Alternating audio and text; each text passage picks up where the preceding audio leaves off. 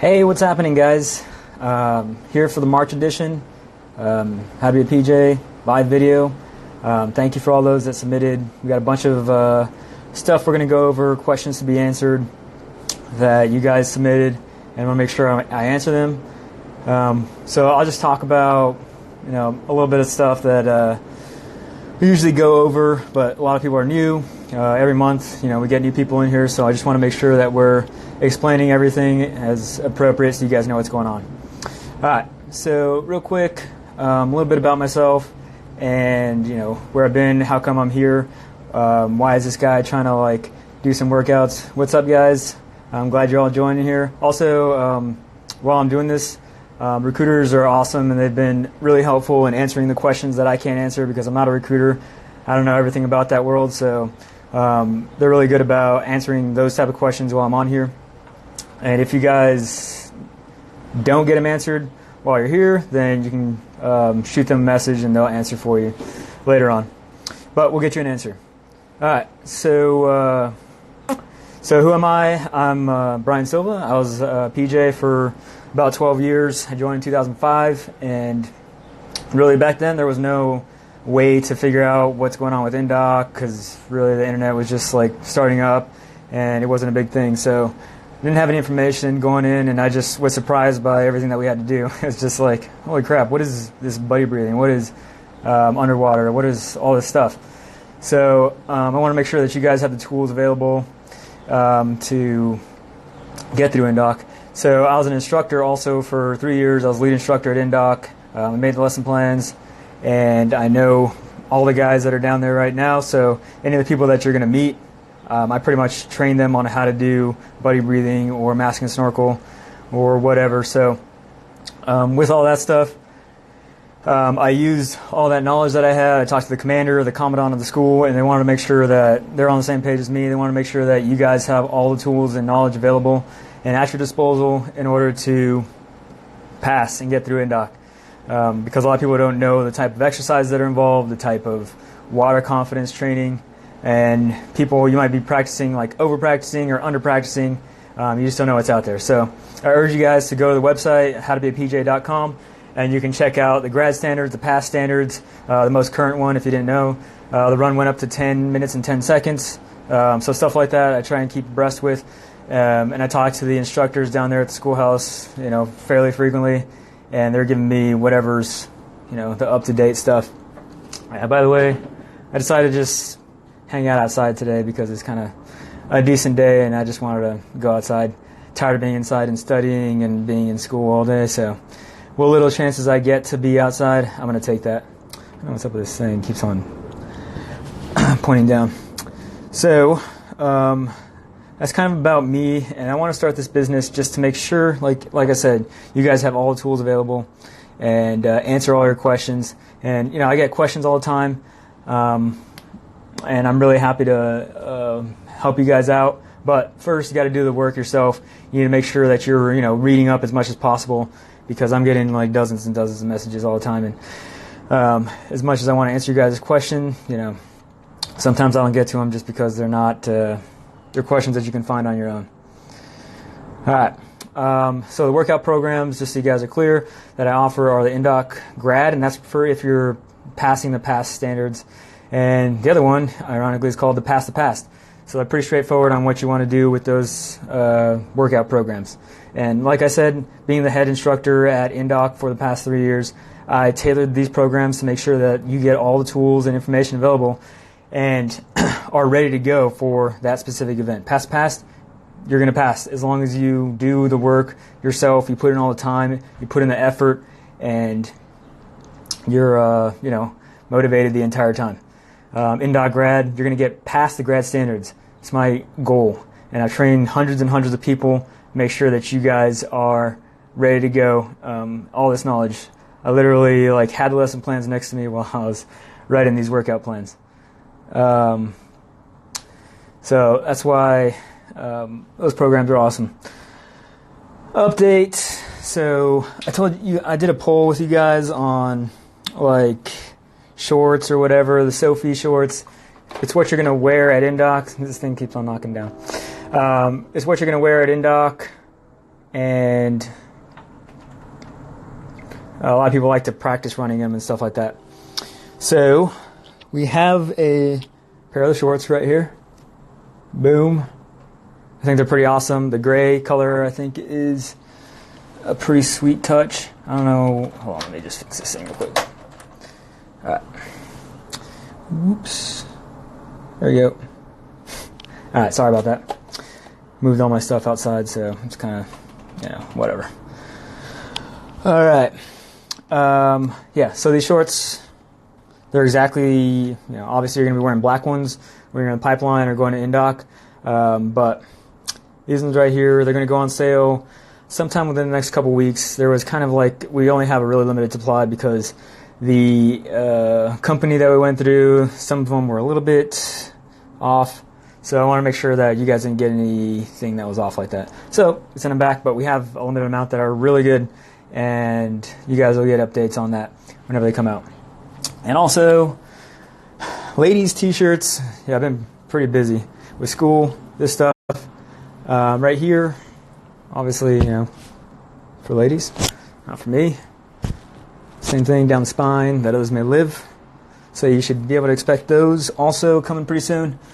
Just getting some good pics done and stuff like that. So expect that. And I'll get to your questions as soon as I am done with all these guys' questions that answer or that sent me messages here. I'll scroll back up if they're not answered already by the time I'm done with that. All right. So, let's see. Oh yeah, also for those items, we're going to be doing a giveaway within the next couple weeks. So just stay tuned for that also. All right, so let me get to some of the questions and I'll get to some other stuff. So first question that we get asked it quite a bit. And by we, I'm the only person that actually does the content for this page, but my wife is a person that actually makes everything look awesome and does a lot of the backside work. So my wife and I are the ones that do pretty much everything for this. So thank her too for helping you guys out. All right, so first question, is there a prior service phase 2, or do we just show up and take the past? So I'm sure a lot of you guys know already, but I'll reiterate, there is a prior service phase 2. It's conducted here at Medina. That's the annex that's on Lackland. And you'll basically, it's a week long, just like the Crow stuff. You have a bunch of old crusty PJs come down and talk to you guys. You'll do a psych eval. You'll do a couple other tests, and then the cadre will do a board with you. You have to sit there in front of them and tell them why you want to be a PJ, how hard you've trained, what your background is, all these other different kind of things like that. If any of you guys know what a board is, it's pretty much like that. They're going to grill you and make sure that you have the heart and integrity and all the other attributes that are necessary in order to actually be a PJ. So you can expect that when you get here. Might have to change this thing. All right. Next question, are there rules for sharking during buddy breathing? And are there rules for sharking in general and during all WaterCon events? I can tell you that we kind of get this question a lot, are the instructors out to get you? Do the instructors hate you? Are they going to go to your room and just pick on you or whatever? The instructors it's not like a freaking do whatever you want cowboy mentality, I'm going to smoke the shit out of this guy because I don't like him or whatever. There's an instructor supervisor, which is what I was, and pretty much I was in charge of making sure that everything ran smoothly. We have lesson plans. We have there's always eyes on us. They're always just kind of scrutinizing, even though they don't know what indock is. They're just why are you guys letting guys do 50-meter underwaters if guys are passing out, or 10-ups if guys are passing out? It's all right, these are the reasons why. I'll explain all this stuff. So during buddy breathing, you can expect for test days for sure, it's going to be by the book. And by the book, I mean what's on the website. On the website, I have all the grad standards for everything, including the buddy breathing aspect. And you'll see it's pretty straightforward. We're not trying to mess with you guys. This is what they are going to do on the buddy breathing eval for final eval for whatever it is. So you can be pretty sure that you're going to get what you get. On days like Black Thursday or days like extended training day, it's not going to be like we're throwing elbows into your side or like jabbing you or whatever, but the instructors are going to go a little bit more intense than they would normally go, because that's the whole point of ETD and the whole point of us doing Black Thursdays. We want a gut check, and believe me, you guys, at the end of this, at the end of INDOC and at the end of everything that you're doing, you're going to actually appreciate those days. You're going to be like, wow, that day I learned a lot about myself. I learned a lot about my team. Even though I think the instructors were jerks or whatever, they were calling me out, they were making me feel bad, I appreciate it. Like, you were going to appreciate it. Like, every time guys graduate, they always come, shake my hand, say thank you for everything that you've done. You've helped me grow, helped me learn about myself. And, you know, that's the whole reason why being an instructor was awesome, being able to, like, impact somebody and let them know that there is more to them than what they originally thought there is. So it's awesome to see guys from day one. They're just little kids. They don't know what's going on. They're kind of running around almost like button heads, and they're just scared, to like final graduation. They're just standing with their shoulders back, head held high, and they're ready to take on whatever comes at them. So, and that's one of the best aspects of being an instructor and seeing guys go through like that. But sharking question, I got off track a little bit there, but there are rules for sharking during everything, but you will be sharked at some point, so you can expect that. So next question, I'm a civilian about to become 36 years old, and he's asking if he's too old to go to INDOC. So I would get on that real quick. I checked with the recruiters last time, and they said 39 is the cutoff age. So get on that, get on your training schedule if you're 36 or getting close to 39, and make sure that you're ready to go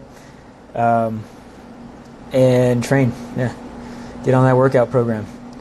Next one is breaststroke allowed during the 500-meter swim for the past.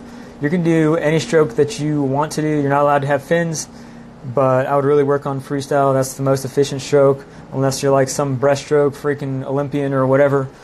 But yeah, you can do the pass with the breaststroke if you want to. Just no flip turns and no, yeah, that's pretty much it. Next one, what's the best way to cut weight without destroying performance? So easy fix right there is diet.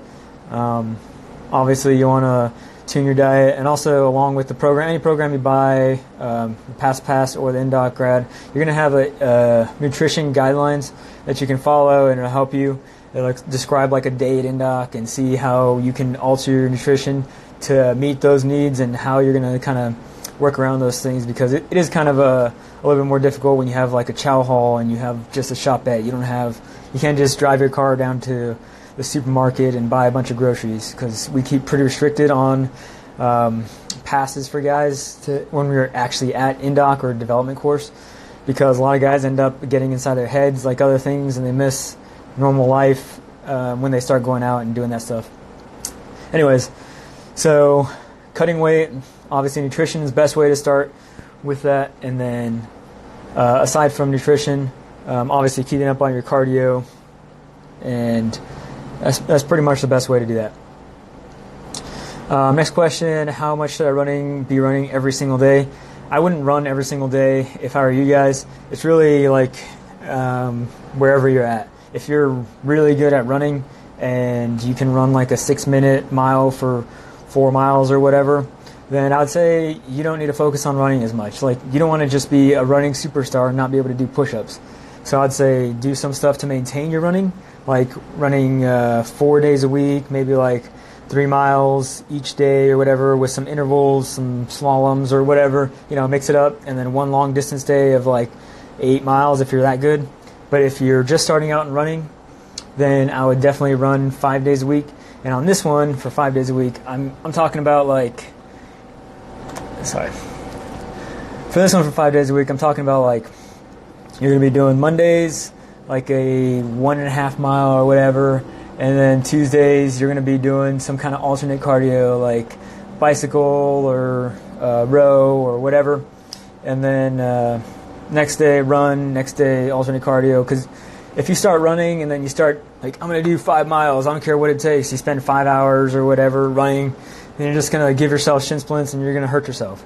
So you have to give yourself time in order to bump yourself back up to where you used to be, or if you're just getting there for the first time, then definitely give yourself time. Don't burn yourself out or give yourself an injury, because that's only going to set you back further. So you got to be patient with this stuff. It's not going to happen overnight. You're not just going to instantly be in shape for INDOC. You got to put in the effort, the time, and the nutrition. But for your average runner, I would say you don't have to run much more than 6 miles total. And when you do, most of your days should be probably around 2 to 3 miles at the most, and then one long distance day, which is 6. I usually do 6 to 10 miles on Sunday, just to keep up my cardio. All right, let's see. Next question: how long should I train before going into the pipeline? If someone had a job before going PJ and failed, do they go back to the job? So 2 questions right there. First one: how long should I train before going into the pipeline?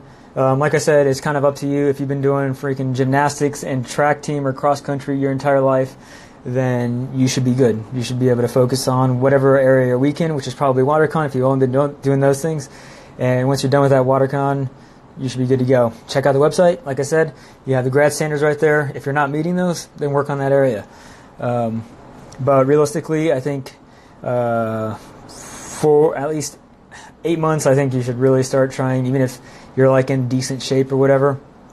8 months out, you should really like get down to the freaking grind and start working on whatever you're working on. Even if you don't do my program, I don't care what program you do, like just start working out and getting used to all these things that you're going to be doing at INDOC, because a lot of people just don't realize, I know I say this every time, but you don't realize that you're going to be literally working out all day. Like you show up at 6:30 in the morning, you're warming up to work out. 7 o'clock in the morning, you're going on a run or a ruck or doing grass and gorillas, and then you just keep on going from there throughout the entire day with the finning, water confidence, and all that other stuff. So you really need to tailor your workouts for that. You can't just do CrossFit for 20 minutes and feel like, all right, I'm good to go. I can do the freaking whatever Fran really fast, so I'm good to go. No, you got to work out. You got to figure out what your nutrition is, and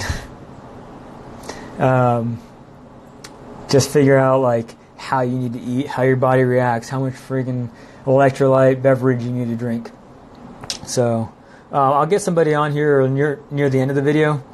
Let me just answer everybody's questions real quick, and then I'll get a couple people on here and just start talking to you guys, address some of your other concerns. All right. Next one is, if someone had a job before going PJ and failed, do they go back to their job? I'm assuming this person meant that they were in the Air Force already. Yes, for the most part, you guys get to go back to your jobs that you were at before, unless you were like in a different branch of service. Then you're going to be going to whatever the Air Force wants you to go. You're going to pick a dream sheet, and they'll pick out, based on the needs of the Air Force. But like I always tell guys, don't go there like, well, I think if I don't make it, I'm probably just going to do this or whatever. Like, go there thinking, like, knowing that you're going to pass. Like, you only have one option. That's why I say burn the boats. That's one of the aspects of people that end up self-eliminating is they're like, well, I have an out. Like, my dad has a company somewhere, and they're just like, I can make a lot of money this way, and whatever. Like, I have an out. So if people will usually have an out, then you're more likely to take that out.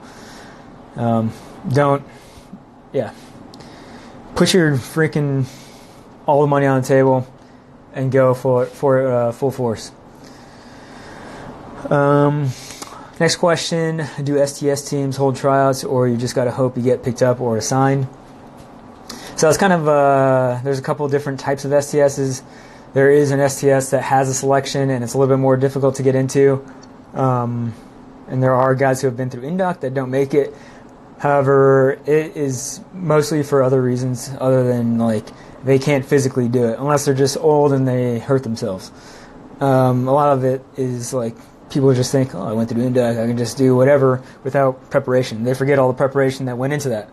So, anyways, there is a unit that has tryouts, but for the most part, like whenever you go overseas to an STS squadron, you kind of get recommended to go to those squadrons.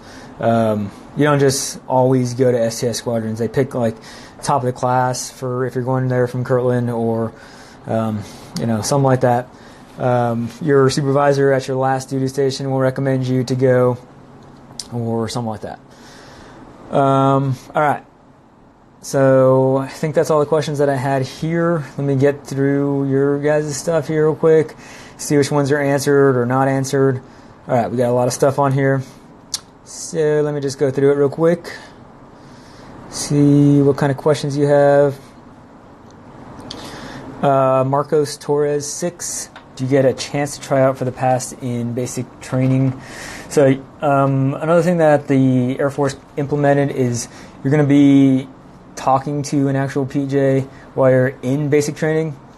You're not going to do a specific pass to get in there. The pass is going to be following your BA prep, which is, so let me just go over the order real quick. It's going to be BMT, BA prep, and then you'll do the pass with the indoc instructors. And then after that, you'll go through the development course, which is 2 weeks. And then, obviously, if you pass the pass test. And then after that, you'll go to indoc. As long as you pass the dev course standards. In dev course, at the end of the dev course grad standards, that is only like very mild stuff. You just got to do underwaters, easy mask and snorkel, treading, easy buddy breathing. It's nothing if you know the mechanics and know how to pass the snorkel back and forth, clear your snorkel, or whatever. Let's see. T_RA3W.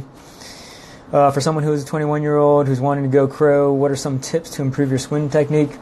First thing is get into a pool. And then second thing is, a lot of guys don't realize, like, you have so many resources that are there. All those old dudes that are at your pool that are, like, just swimming and they've been doing it for the past, like, 10 years or whatever.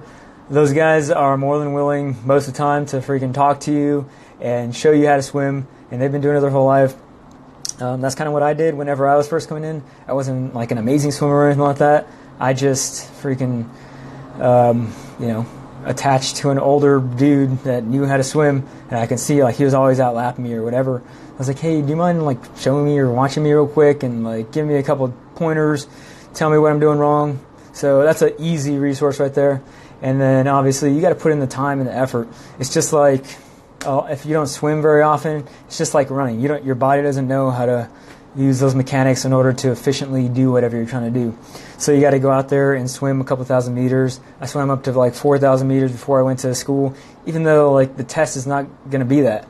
But always try and strive and plan out your schedule. Don't just go off the street and do 4,000 meters. I'm talking about like make out a little plan for yourself, and by the end of this, you say like, I want to do this much before I think I'm ready, and I should be doing this based on this schedule that I built for myself.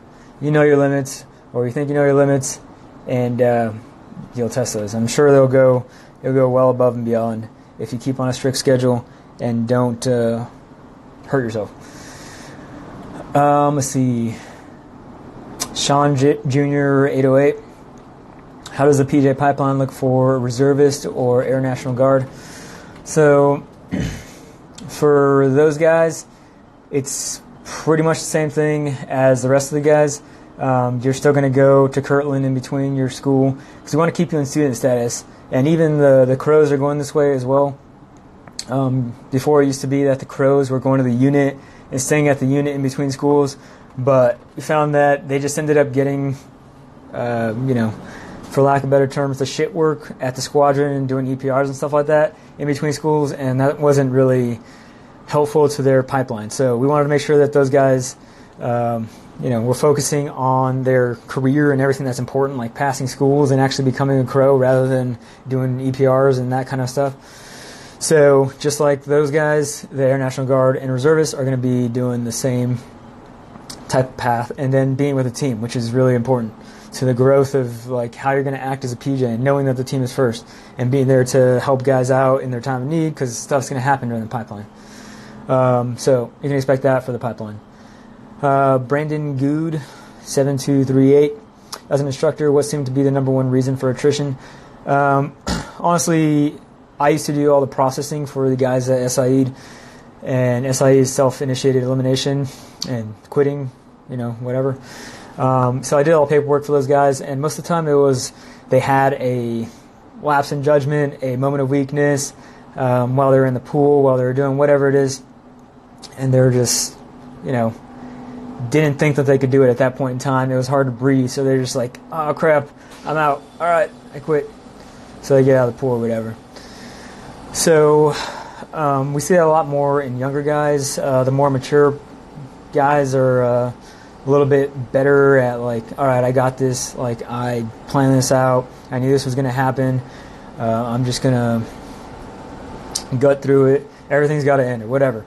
But that was the main reason I saw for attrition. And then secondary thing is, like I said, guys have an out, or guys are like, they're worried about their girlfriends, they're worried about whatever back home, their parents are sick, something else is happening at home. And I'm not saying that, we want you guys to take care of your family, obviously. And most of the time, if you're showing that you're a good candidate, we'll keep you and let you go home and see your family that's dying. Like, we know that's important, and we don't want you guys to actually miss something that is life-altering like that, because you're going to be missing lots of stuff when you're a PJ. So we want to make sure that you guys are able to go see that. So those are the main things I see for attrition. There also is calisthenics and stuff like that, but most people don't actually leave indoc for calisthenics until after like 5th week or so. Other than that, everything is just basically SIE. El Ray Boy, is it better to swim with a shirt on? I hear mixed things. Honestly, I don't think it's a huge deal to swim with a shirt or without a shirt. It's not going to make a huge difference. I would say just wear freaking board shorts while you're swimming. That's the same thing as wearing tight shorts and a tight shirt, because that's what you're going to be wearing at indoc. But if you want to wear a tight shirt and UDT shorts or whatever shorts, then go ahead. I don't really think that it's going to make a gigantic difference on your performance or whatever. There will be days like in the program, in one of my programs, where you're going to be wearing long sleeve shirt and pants to swim. So on those days, you focus on wearing clothes and what it feels like to have that drag. So yes, you can go ahead and mix it up like that, but I wouldn't do a shirt every single day. Your pool people that run the pool are probably going to hate you for that. But all right, next question. So Austin J. Hughes, I recently joined the Air Force. I'm 18 years old. I'm training for the PASS test, and it is achievable, but should I wait to develop before attempting the CCT pipeline? If you're able to pass the PASS test right now, you're still probably going to have a couple of months, unless you do one of those PASS tests where you just blow it out of the water and you do like, all right, you're good to go. I forgot what it's called. Maybe the recruiters on here can say what it's called, but if you blow it out of the water, then you can pretty much get hired on a little bit quicker. But for the most part, if you're just achieving the PASS standards, I'd say you go to grad standards before you actually try to attempt any pipeline, CCT or PJ. Make sure you're at grad standards. That's really doing the best service for yourself and for your team. Same thing, ABU top stuff. Yes.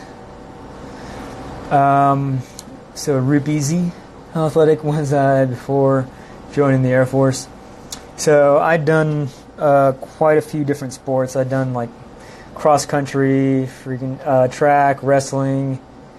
I hadn't done them for a while because after I was done with high school, there was about a 2-year gap between there where I really wasn't doing anything besides getting ready for indoc, I guess. I wasn't doing it for 2 years. I was doing it for like 8 months. I guess there was a point there where I was just partying and doing nothing. But I was, fairly athletic. I'd stayed active at least throughout my life, so I wasn't like as prone to injury. So, that's kind of one of the key things. If you haven't done anything, you're in the chess club or whatever. I'm not saying it's a bad thing to be in a chess club.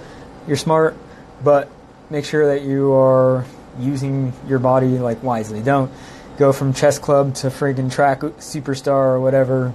It doesn't happen overnight, and you're going to injure yourself. Let's see. Pre-medical requirements needed to be met before entering the PJ pipeline. No, not really any. I'm assuming you're meaning like EMT standards or something like that. There's not anything that you need to do in order to be ready for the pipeline. You're going to get all the stuff you need, and you're going to get all the training you need. When treading water, can you be submerged in the water? This is at Assyrios. No, the criteria again on the website is you need to keep the lines of your wrists right here out of the water, and then the bottoms of your earlobe out of the water. All right.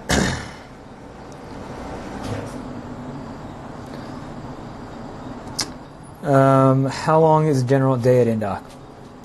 So, like I stated a little bit earlier, general day at Indoc, you're probably going to wake up, depending on if you have the log or not. Usually we have guys wake up around 3:30 or so. You move into the chow hall around 4:40, 4:15 or something like that ish, and then you're kind of like stepping over there, carrying the log. Takes you a long time. So, and we expect everybody to be a part of that carrying the log process. So the entire team always moving as a unit together. Goes to the chow hall. Then you start stretching on the pad at around. The pad is the basically concrete right outside of the building of Indoc. You warm up on the pad until 7 a.m. 7 a.m. sharp. There's always an instructor or an event happening, and pretty much go all the way until 1600, 1700, whatever time we release you. But most of the time it's around 1600, 1630. And then after that, you go to chow hall or whatever your team decides to do. But you're going to have a team meeting every single night, and then you're going to fix your gear before that. So pretty much at the end of the day, you're going to bed usually around 8:30 to 9:30 at the latest, so that you can get freaking 6 hours of sleep or whatever. And then you're doing it all over again. So in between there, you're probably going to get like 1 hour or so of relaxation time. All right. Let's see. Yassi Giller, do PJs ever have training exercises with the Israeli Unit 669? Yes, I've worked with the 669 before. I actually went to Israel to work with them. Oh, part of the reason why, but yes, we've worked with them before. Good dudes. Lots of good stuff. Good training. This dude asking for people to train with, I think that's awesome. Make sure that you guys push yourself and ask, find somebody in your neighborhood or whatever, somewhere around you that you can train with, hopefully on a at least weekly basis. But if not, however much you can get it in. Train with somebody, compare yourself, and then compete with each other. Like at Indoc, every Monday, which is a test day or progress check day, we're going to have a score sheet on with everyone's names and how everyone did. You guys should be comparing yourselves now, because when you're on the same team together, you're going to be comparing yourselves. So be pushing each other. Mr. Postman 87, are you allowed to take natural herbal supplement to boost immune system during Indoc? It's kind of hard to say. We're always going to do a room inspection whenever you guys get there. We don't want anybody taking pretty much anything that we don't know what it is, whatever, special mushrooms, any of that kind of stuff, because we don't know the effects. They haven't been studied by the Air Force. So if something were to happen, not to say that it happens often or whatever, but if something were to happen, then obviously the commandant, the commander, everyone would be liable, because they're like, well, you guys didn't inspect the rooms, you let them have this stuff, and then they passed out or whatever happened. So really, it's kind of up to your proctors and the commandant or whoever's inspecting your room. on what kind of stuff you can take. There also is a list, but we kind of use our judgment on that. All right, let's see.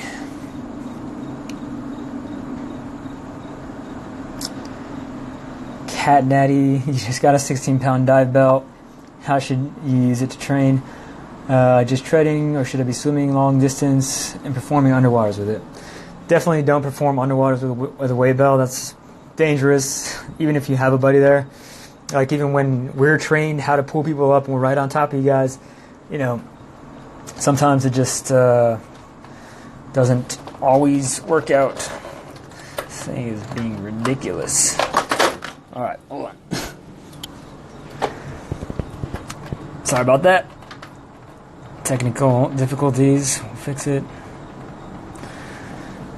All right, let me see. Hold on. Sorry about this, guys. All right. So, yeah, the dive belt, I would just really use that for treading, and you're not really going to be tested on treading with the dive belt until you get to, until you get to dive school.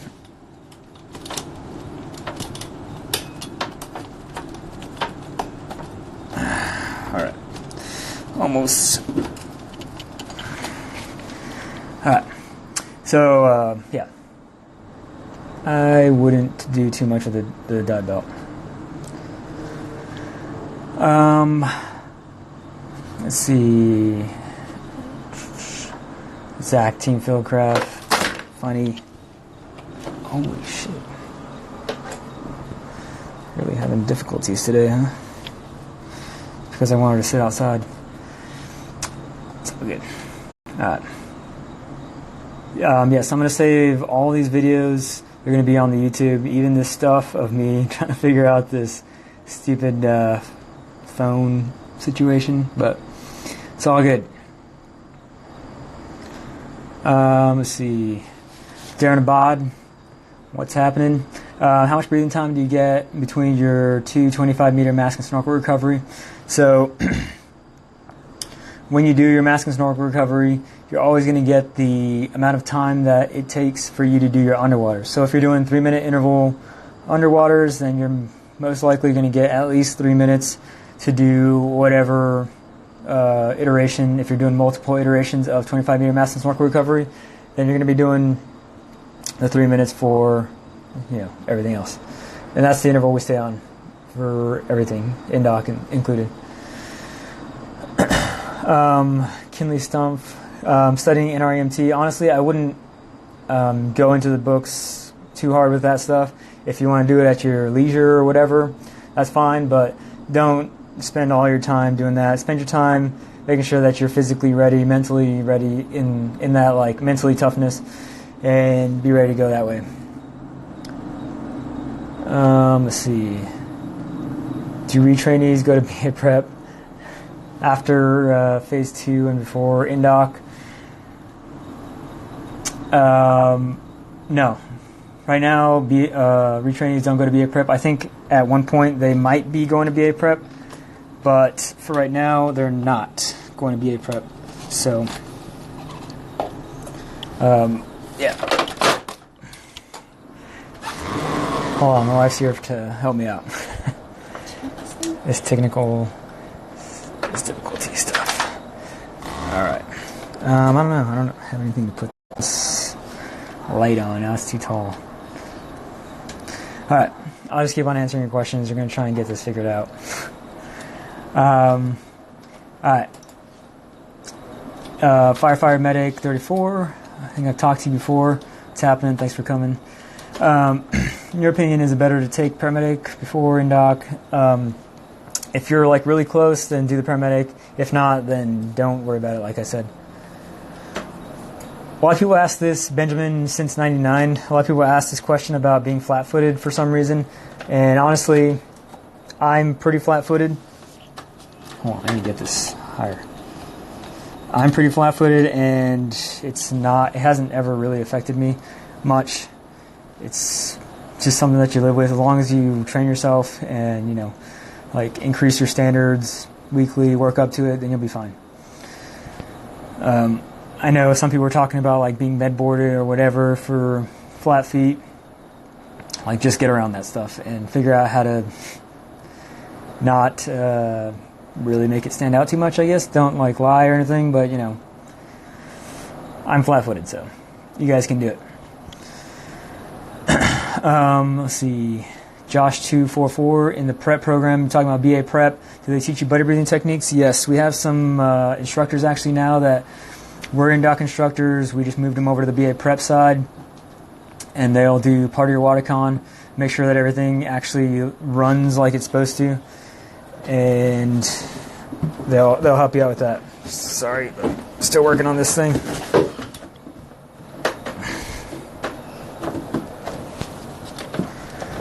Okay.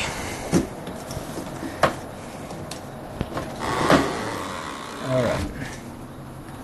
Sorry about that, guys. Changing up my routines, what happens. It's all good. All right. Let's see. Keep on going with this.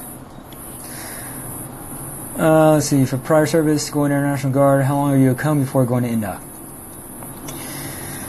Let's see. If you're going to International Guard, it really depends on the unit. I've seen some guys that it takes like 6 months or whatever, but you're always a cone. The term cone or whatever, that applies to guys who haven't graduated yet from the apprentice course. So once you get your beret or whatever, then you're not technically a cone, even though you pretty much just know the bare minimum in order to freaking hurt yourself. So you're not a cone at that point once you graduate apprentice course, but you're going to be a cone for a long time.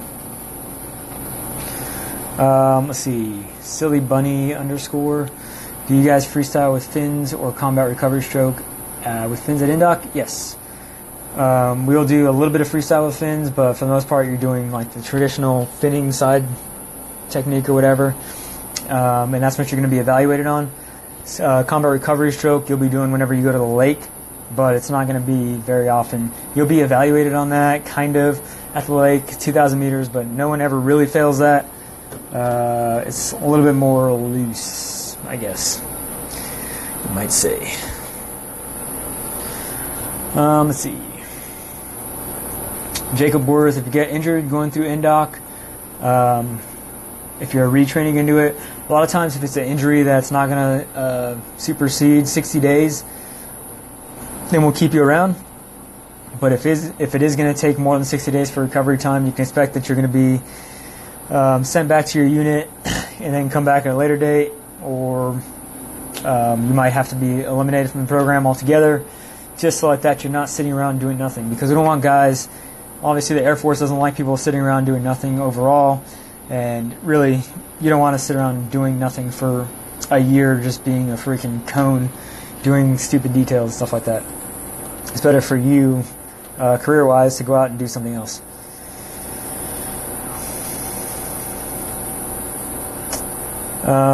DA.Carl, as a PJ, is there much chance of working with Marines?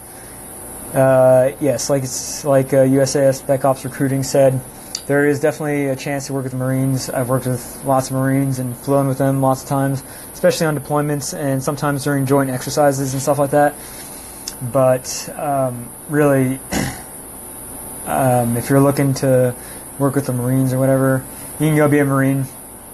But I will tell you that it's a completely different type of training than you're going to get. You're going to get a lot more tools at your disposal as a PJ than the Marines. Let's see. Other stuff. Again, yes, I'm going to save this video. It should be on my YouTube channel. Make sure you guys are signing up for that. Every single video that I make, and then other videos that I take from INDOC. Hopefully I get a chance to go down there. Some of the instructors are still sending me stuff, so not all the pictures that I am posting up there are old ones. Some are really new ones, but I always try to keep some of the faces out, especially the instructors, because they're obviously PJs. So, yeah.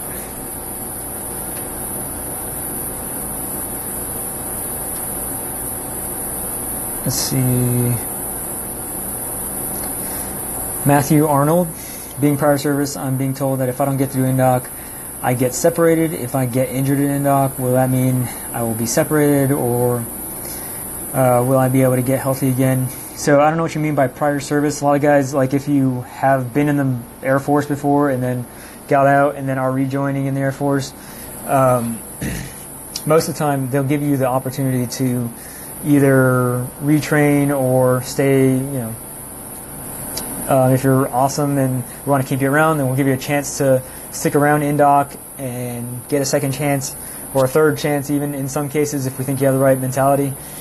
But for the most part, you're not just going to be automatically eliminated from the entire Air Force if you fail out of indoc, because a lot of people fail out of indoc, let's be honest. And the Air Force would lose a lot of people if they just said, if you don't pass indoc, you're done. So just go there ready to go, and you'll get a good chance of making it.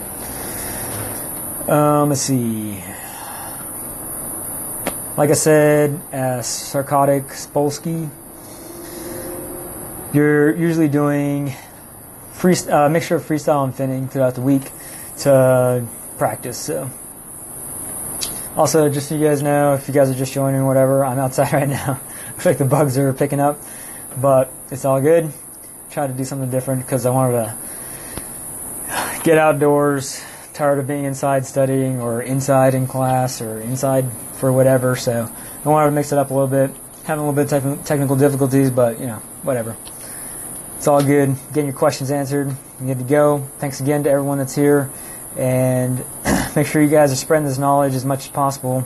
That's why I'm here. Make sure you guys know what's going on and you're ready to go for indoc. Let's see.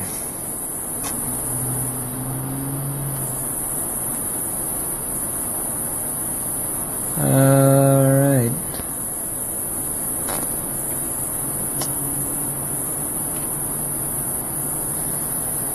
So Lexi Chav _Chav. So regarding work life, what the schedule is like, Monday through Friday, weekends, on call, all that kind of stuff. So it kind of depends on the unit that you're at a little bit, but for the most part, you can expect, like, as I was a team leader, and it was my job to make sure that every week was planned out, up to like 4 months out or whatever. Sounds ridiculous, but in order to actually get effective training, we have to schedule aircraft to come in and do jumps for us. We have to schedule people to come in and teach us like advanced shooting techniques or whatever. Schedule hotels, schedule whatever, and make sure that it's ready to go, because obviously we have to send a proposal up to the commander and up to the group and all that kind of stuff. So it gets pretty in-depth with the amount of planning that we do. But the best part is you can expect that no week is going to be the same as the last week before. You're going to be doing freaking shooting one week. Next week you go to Paris for skydiving. Next week you go to whatever. You'll reconstitute probably, and then go to climbing trip or go to whatever trip. So that's pretty cool. Most of the time you're still working like long hours, especially if you're not just a team member, which is like the newer people as a team member. And then it goes element leader, team leader. So if you get a little bit further up in the ranks, element leader, team leader, you're staying there for a while because you want to make sure that everything's ready to go for the next day, and you're getting your gear ready because you're in charge of planning it, and you're in charge of making sure your gear's ready because you're going to be doing stuff too. So you stay a little bit later. I usually work like 10-hour days or so, Monday through Friday, and then as far as on call, usually each unit's going to have like you're on call for this entire week or whatever. Make sure that you're not drinking or whatever, and it's always going to happen on like a Saturday or Sunday. Nothing ever happens on a Monday morning when you're ready to go. But that's pretty much what you can expect. And we usually have missions, depending on the unit. Like the guard units get a little bit more because they're on the coast or whatever. So they'll get a little bit more missions, like jumps out to the ocean to recover whoever. Some of the other ones, like at NOAA's, we got like probably I got 2 missions per year, so the whole squadron together got like 6 or so a year. So it's not like too frequent things happen like that, but you will be on tap to do civilian search and rescue type of missions whenever like the Park Service or whoever can't do the job, they'll use us.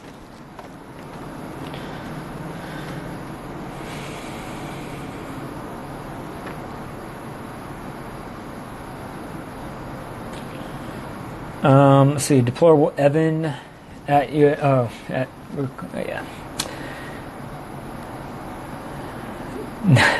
Being stationed wherever, like, your fluency doesn't really play a huge factor in that kind of stuff. You will if you're really fluent in it. Hopefully get the language bonus, though. I'm sure recruiters can talk to you about that kind of stuff. Lexi Chav again. Challenges, joys and rewards of the occupation, challenges you faced and how you overcame them, educational, professional advice, college. Yeah, so there are definitely a lot of challenges that I've faced, and a lot of them stem from some of the leadership that was there at the time, how to develop my own leadership, how to be in charge of people. And I'll admit, I didn't always do, like, especially at first, I didn't know how to approach all this stuff because none of my family's in the military, so I didn't know anything about the military type of life or how to act in the military.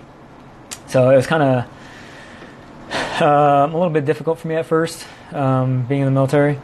But after, like, I came in to be a PJ, I didn't come in to really be in the military. I know it's bad to say, and all recruiters, I'm sorry to say that, but I really came in to make sure that I did, you know, everything that I could to rescue lives and not do all the really other stuff that the Air Force does, because I don't really enjoy that too much. I enjoy being a PJ. So,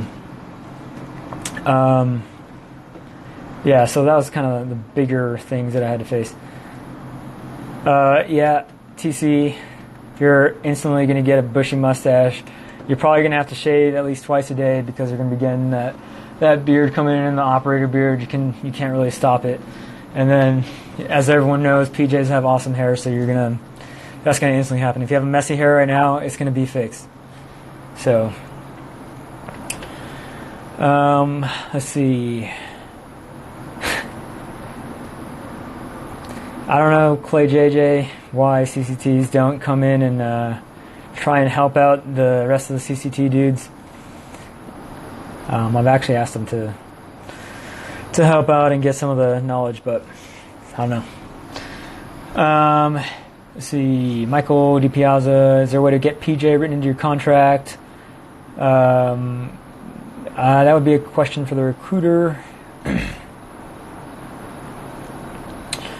Kai at 22, you're going to get the rail whether or not you have a lot of people or not.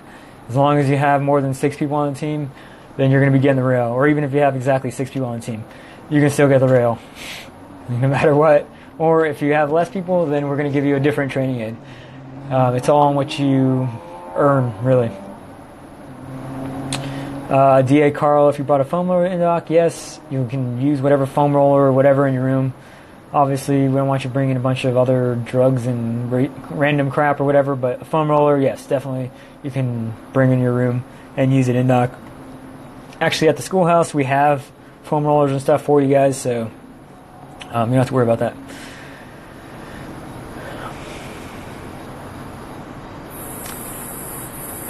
Let's see. King Los 15. Good tips to run the 1.5 mile under 9 minutes. So I say this, somewhat often, like the best thing you can do for your running is obviously do it consistently, and then you want to make sure you vary up the type of training that you're doing. You don't want to just every single day go out and run 1.5 miles. You want to go out and Mondays you're going to do 3 miles, just straight up 3 miles. You're going to aim for an 8-minute pace or whatever you're at. Obviously you have to progress your schedule up. And then on Tuesday, you're going to do alternate cardio, whatever, the stride machine, if you're going to do the row machine, whatever. Make sure you don't get shin splints. Wednesday, you're going to do interval run, where you're going to jog for 30 seconds and then sprint for 10 seconds or whatever, that kind of interval. And then as you progress, it ends up being 10 and 10 or 15 seconds of running, 10 seconds of jogging, that kind of thing. Friday, usually a sprint day and like 4 800s or 8 400s, whatever. And then Saturday or Sunday, one of those days, I usually make like a long distance 6 to 10 mile day. So those are the best ways, I think, to train up. C. Edgar 123. Know of anyone that wore contacts through the pipeline? If so, how do they conduct their day-to-day workouts? Especially wondering how those would perform during pool workouts. Yes, definitely. There are plenty of guys who have to wear glasses during training. During pool workouts, you can wear contacts. I don't really personally know how that works out, but I do know that some of the students have worn contacts. Obviously, you want to make sure that you don't lose them if it's those like expensive ones or whatever. But some students have worn it. You're just going to be like in the pool all the time. You're going to have to open your eyes, and it does get pretty rough on contacts whenever you do that. So, if your vision is that bad, then I try and get really used to doing stuff underwater. There's going to be a big black line in front of you in the pool, so get used to seeing that and orientating yourself so that you know what's going on based on that line or whatever. But I would really recommend doing it without glasses as far as pool work. As far as on land, whatever, you can wear your strap on the back with your glasses or whatever. That's what I would recommend. Yeah, if you're already a paramedic, then you'll be good to go as long as you're current.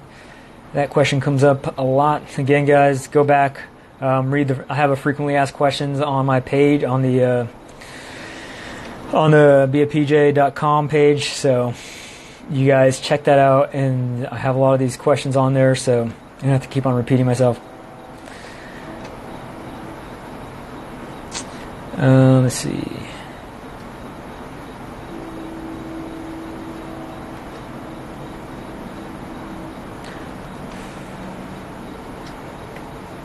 Alright. So, Scuba Steve, furthest underwater you're going to do with full ABUs on. Most of the time, it's going to be like 30 meters about. There will be times when you do a little bit more than, like you'll do mask and snorkel recovery, for example, 30 meters. Nick, what's happening? Thanks for coming on here. Can you go into security forces and change to Pararescue? Absolutely. You can do that. You can go to whatever job first and then go to Pararescue, and then not make it. Then if you did decent, like come back in a few years or whatever.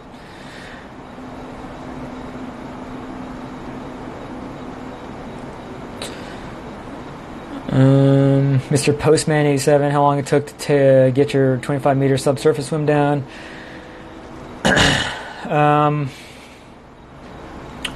I think it really took a long time, and you're not going to really learn unless you actually learn how to do the technique and really practice on that. So watch some videos, do whatever, videotape yourself or whatever, have somebody stand on top of you with a video camera, and then compare yourself to other videos that you've seen online or whatever, and that's really the best way to make yourself better. Let's see. L.E. Bleezy, why is there so much water training for USAF Spec Ops? I don't understand. I understand for search and rescue, but why? Alright, so the thing about the water confidence is it really trains your mind, not just like you need to be able to do stuff in the water, because alright, in the water, for example, there have been times when I was freaking off the coast of Italy or whatever continent, 30 miles out or however far out on a freaking Zodiac. You had to be hoisted out. The rotor wash is coming in. It's like blowing you off the boat, blowing all your stuff around. Or if you're not even on a boat, you're trying to get up in the hoist. The hoist is down. All you can see is a chem light. It's pitch black because the helicopter's all blacked out. And you can't see anything. So you're just like searching for this glow stick. You got to swim to the hook. It goes too far down because the freaking FE can't see on MVGs. It starts getting wrapped around or whatever happens. You got to be able to manage that. You got to manage the rotor wash, like blowing in your face. It's difficult to breathe under rotor wash if you've never experienced it, and you have to be able to stay calm and save your patient in that type of environment. I'm gonna have to come back. Instagram's kicking me off here, So let me go ahead, save this, and I'll be right back for you guys. All right, and I'll answer the rest of your question. If I didn't answer your question, just go ahead and type it in again, and I will get to it. All right? Let me come back in a second.